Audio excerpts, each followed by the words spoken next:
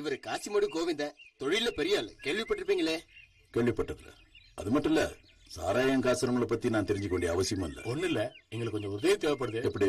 ஒரு பெரிய ரவுடி இருக்கான், வீச்சருவா வேலுன்னு பேரு. அவனுக்கும் நம்ம கோவிந்தனுக்கும் பெரிய பிரச்சனை. இந்த ஊர்ல இருந்த பெரிய ரவுடிய நீங்க அடிச்சு ஹாஸ்பிட்டல்ல சேர்த்த வரைக்கும் எங்களுக்கு தெரியும். அதே மாதிரி வேலையை அடிச்சு காலி பண்ணணும். நீங்க தப்பான ஆளுகிட்ட வந்திருக்கீங்க. அப்ப நீங்க ரவுடி இல்லையா? இந்த ஊர்ல இருக்கிற ஒவ்வொரு வீட்டுக்கும் போய் பாருங்க, ரமேஷோட போட்டோ இருக்கும். நான் ஒண்ணு கூலி வாங்கிட்டு ஆளை அடிக்கிற ரவுடி இல்ல, எனக்கு அது அவசியமும் இல்ல. அப்போ ரவுடி தாசன். இதுக்கு மேல பேசுனீங்கன்னா என்ன செய்வேன்னு எனக்கு தெரியாது. போங்க. என்னதான் சொல்றீங்க? ஒண்ணும் இல்ல சார். அவங்க எதுக்காக இங்க வந்தாங்க? நீ வீட்டுக்கு போய் சாப்பாடு எடுத்துட்டு வா, ஆஸ்பத்திரி. தாசு, நீங்க வந்துட்டீங்களா? மருந்துலாம் சரியா சாப்பிடுறல? நான் நர்ஸ நல்லா திட்டேன் இன்னைக்கா? ஆமா, மருந்து சாப்பிடலன்னா விரட்டி விட்டுருவான்னு சொன்னா. தாசு, இந்த குணத்தை நீ விட்டுருன்னு ஆரம்பத்துல இருந்து சொன்னல. சும்மா சும்மா என்ன வந்து திட்டிட்டு இருந்தா நான் என்ன பண்றது? எனக்கு உன் நிலைமை தெரியும். அன்பு காட்ட ஆளே இல்லாதவங்க இப்படிதான் ஆயிடுவாங்க. நீ குணமாக்கி வெளியில வரும்போது புது வாழ்க்கைய ஆரம்பிக்கும். ஆமா, இனிமே பழைய மாதிரி என்னால வாழ முடியும்னு தோணல. ஒரு வாட்டி அடி வாங்கிட்டா அந்த ஊர்ல ரவுடிக்கு மரியாதை போயிடும். உன்னை நான் அடிச்சதுக்கு என்ன மன்னிச்சிடு. நிறைய தடவை கேட்டுட்டேன். நீ எது வரைக்கும் படிச்சிருக்க? 9ஆம் கிளாஸ் படிக்கும் போது தான் நான் மாமாவை அடிச்சேன். சொந்த மாமாவை? ஆமா, எங்க அப்பா அம்மா செத்த உடனே எங்க சொத்தெல்லாம் எங்க மாமா எடுத்துக்கிட்டான். எங்க மாமான்னு சொல்ற அந்த பொறுக்கிக்கும் என் வயசுல ஒரு பையன் இருக்கான். அவனுக்கு பட்டும் பட்டாடையும், எனக்கு கிழிஞ்சு போன துணி. எல்லா வேலையும் செய்யணும், அதுக்கு நடுவுல படிப்பேன். எப்படியாவது தப்பிக்கணும்னு நினைச்சேன். ஆனா ஒரு நாளைக்கு என் மாமா கிட்ட புக்கு வாங்க காசு கேட்ட போது, உங்க அப்பா ஒண்ணு இங்க சம்பாதிச்சு கொட்டல. எனக்கு வந்தது கோவம், கண்ணா பின்னான்னு அடிச்சேன். அப்புறம் அதே தோல் ஆயிடுச்சு. இனி நீ தனியாள் இல்ல, உண்மையிலேயே அன்பு காட்ட இங்க ஒருத்தன் இருக்கான். யார் அது? நான் தான். எனக்கு ஒரு சந்தேகம் இருக்கு, கேக்கட்டுமா? நீங்க கராத்தே கத்துக்கிட்டீங்களா? ஏன் கேக்குற? இல்ல, அடிச்ச அடி எல்லாம் உள்காயமாவே இருக்கு. அடி உதவுற மாதிரி அண்ணன் தம்பிங்க உதவாதுன்னு சொன்னது உண்மை ரமேஷ். அந்த தொல்லையும் ஒழிஞ்சிருச்சு. அதுக்கெல்லாம் காரணமா இருந்த உன்னை எப்படி பாராட்டுறதுன்னு எங்களுக்கு தெரியல. மனுஷங்க எல்லாருமே நல்லவங்க தான் பிரசிடென்ட். ஒரு லட்சியம் இல்லாதனாலதான் தங்களோட வாழ்க்கையில அவங்க தப்பா போயிடுறாங்க. அதுல தாசம் உண்டு. அவனுக்கு ஒரு லட்சியத்தை உண்டாக்கணும். அது தேவைதான். அவனுக்கு என்ன லட்சியத்தை உண்டாக்குறதுன்னு ஒரு பஞ்சாயத்தை கூட்டுவோம். அதுல நம்ம எல்லாரும் கருத்தையும் கேட்டுட்டு ஒரு முடிவெடுப்போம். அது வேண்டாம் பிரசிடென்ட், நீங்க பேசி முடியறதுக்குள்ள தாசு திரும்ப கெட்டவன் ஆயிடுவான். அந்த குளமும் ரோடும் போட்ட கதையாயிடும். கலந்து ஆலோசிக்காம செய்ய முடியாது. பேங்க்ல இருந்து லோன் வாங்கி ஒரு பெட்டி கடை வச்சு கொடுக்கலாம்னு நினைக்கிறேன். அப்ப அதான் ஆலோசனை பண்ணுவோம். யோசிக்க கலந்து ஆலோசிக்கணும். லோன் கிடைக்கிறதே பெரிய விஷயமாச்சே. பேங்க்ல யார் அவனுக்கு கேரண்டி கொடுப்பாங்க? நான் தானே அவனுக்கு லோன் வாங்கி கொடுக்க போறேன். நானே அதுக்கு கேரண்டி கொடுத்துறேன். அநியாயத்துக்கு ரொம்ப நல்லவனா இருக்கியாப்பா. எனக்கு எனக்கு திரும்பவும் பாராட்டுறதுக்கு உங்களுக்கு வார்த்தை கிடைக்கல இல்லையா? ஆமா. ஊர் மக்களே, கண்டிப்பா இன்னைக்கு நம்ம வாழ்க்கையில ஒரு நல்ல நாள். இவ்வளவு நாளும் ரவுடி தாசன் நமக்கெல்லாம் ஒரு சிம்ம சொப்பனமா இருந்தான். என்னைக்குமே கையில கத்தி இல்லாம நம்ம தாசை இது வரைக்கும் பார்த்ததே இல்ல. காடையே மிரட்டுற மத யானையா இருந்தான் அவன்.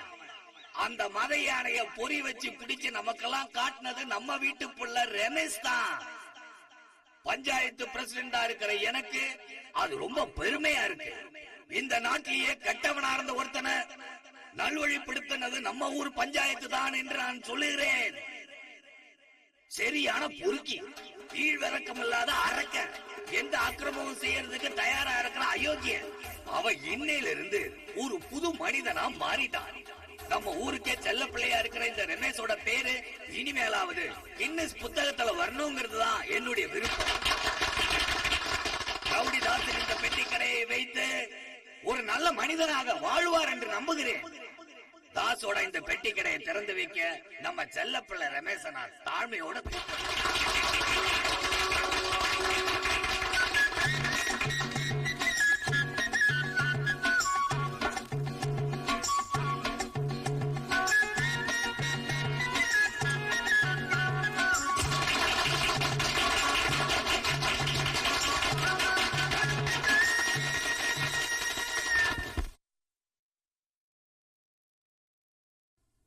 மெதுவா சாப்பிடு. இதோட பேர் என்ன? பொரியல். பொரியல். பொரியல் நல்லா இருக்கு. ஆமா, நீ என்ன சாப்பிடுவ? சாப்பாடுன்னு ஒண்ணு இல்ல, காக்காவையோ பூச்சியை அடிச்சு கொன்னு சுட்டு தின்னுவேன். பூச்சி தின்னுவியா? பூச்சி நல்லா டேஸ்டா இருக்கும். அப்புறம் அந்த உடும்பு இருக்குல்ல, அதோட ரத்தம் குடிப்பேன். அடிப்பட்ட உள்காயம் படாம இருக்க உடும்பு ரத்தம் நல்லது. சாதாரண உடும்பு இல்ல, காட்டு உடும்பு. ரத்தத்தையும் குடிச்சு அதோட நாக்கையை சாப்பிட்டுட்டு 2 கிலோமீட்டர் ஓடணும். அது எப்படி? அப்பதான் ஜீரணம் ஆகும். நீ விசித்திரமான ஆளு. நீங்க என்னதான் தடுத்தாலும் என் வீட்டுக்காரர்கிட்ட சொல்லுவேன். இந்த வீட்டுக்குன்னு ஒரு மரியாதை இருக்கு. கொஞ்சம் மெதுவா பேசு. உங்களுக்கு பொண்ணு இல்லாத நல்லதா போச்சு. இல்லன்னா அவளையும் எடுத்துட்டு போய் அவனுக்கு கட்டி வச்சிருவாங்க. அவனை பத்தி அப்படி எல்லாம் பேசாத. லேக்கா, தண்ணி எடுத்துட்டு வா. இரு நான் கொண்டு போறேன், நீ அங்க வர வேண்டாம். கொஞ்சம் இருமா. வீட்டுக்கு வந்த விருந்தாளி கிட்ட பேசாம போற? நான் யாருகிட்டயும் பேச விரும்பலப்பா. நீ என்ன அம்மாவுக்கு பயம்? எனக்கு யாருகிட்டயும் பயம் எதுவும் இல்ல. உனக்கு குடி குடுத்தன எதுவும் இல்லையா? குடுத்தன இல்ல, குடி இருக்கு. பாத்தியம்மா, தாஸ் மாறவே மாட்டான்னு எல்லாரும் சொன்னாங்க. ஆனா இப்ப திருந்திட்டான். நான் சொன்னபடி நல்லவன் ஆயிட்டான். நான் நினைச்சது நடந்துருச்சு. அவனுக்கு சொந்தக்காரன்னு யாருமே இல்லம்மா. இனிமே அவனுக்கு நீதாம்மா அம்மா. எனக்கு இப்ப இருக்கிற 2 மகனும் போதும். பத்தாவதுக்கு மருமக்களும் பேர குழந்தைகளும் நிறைய இருக்காங்க. இப்படி நீ சுயநலமா நினைக்கிறது ரொம்ப தப்புமா. இந்த உலகத்தில் இருக்கிற எல்லா குழந்தைங்களும் உன் குழந்தைங்களா நினைக்கணும். கடைசியில நீ எனக்கே உபதேசம் பண்ண ஆரம்பிச்சிட்டியா? அம்மா, ஐயோ, மூஞ்சி பாரு. இத பாருடா, இனி ஒரு தடவை இந்த மாதிரி கூப்பிட்டா நான் என்ன பண்ணுவேன்னு எனக்கே தெரியாது. எங்க அம்மா நல்லவங்க. கொஞ்சம் முன்கோபம், அவ்வளவுதான். உனக்கு ஒரு கல்யாணமும் பண்ணி வச்சுட்டா என் பாரம் தீர்ந்துச்சு. தரகர் சொன்னாரு ஒரு பொண்ணு இருக்குன்னு. அப்படியா? எங்க இருக்குன்னு சொல்லு பாக்கலாம்.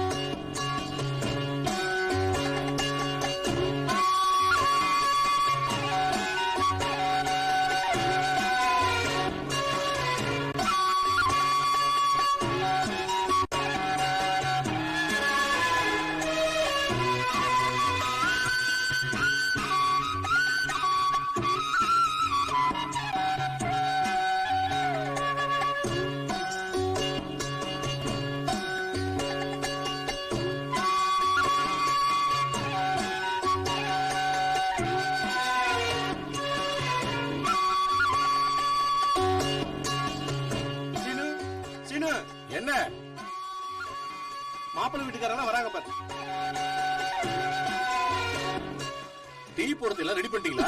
சீக்கிரம் போங்க போங்க போங்க, அவங்க வந்துட்டாங்க, சீக்கிரம். நான் பஞ்சாயத்து பிரசிடண்டா இருக்கனால நிறைய வேலை இருந்தது, அதனால லேட் ஆயிடுச்சு. உட்காருங்க.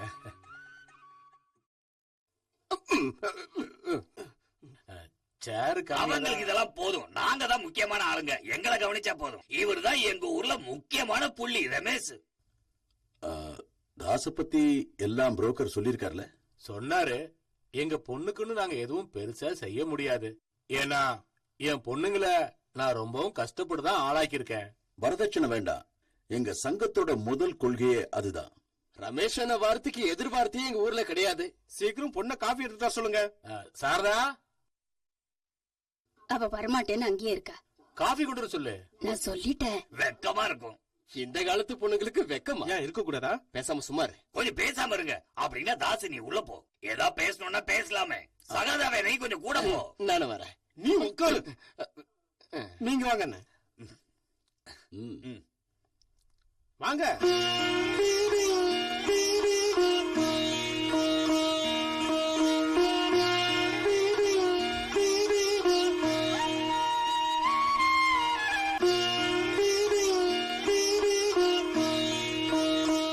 நாங்கதான் பொண்ணு பார்க்க வந்திருக்கோம்.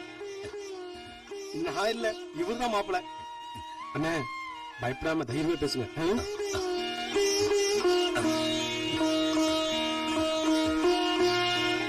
என் பேரு தாஸ். நான் தான் பெட்டிக்கடை வச்சிருக்கேன். பெட்டிக்கடை, பீடி, சிகரெட்டு, முறுக்கு, அப்புறம் பழம். பழத்திலே பல ரகம் இருக்கு. பூவம்பழம், பச்சை பழம், மைசூர் பழம், அப்புறம் தீப்பெட்டி, சர்பத்து. நல்ல வியாபாரம். உன் பேர் என்ன? என்ன பேசிட்டியா?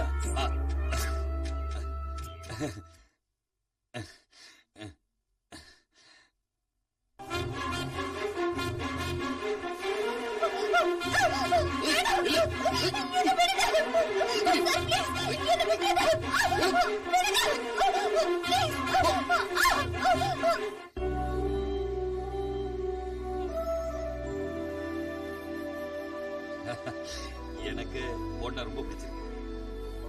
நம்ம போலாமா? இல்ல இப்பவே நம்ம நிச்சயதார்த்தத்துக்கான பேச்செல்லாம் பேசிடலாமே. அதுதான் நல்லது ரமேஷ். இன்னைக்கு விட்டா அப்புறம் நமக்கு நேரம் கிடைக்காத.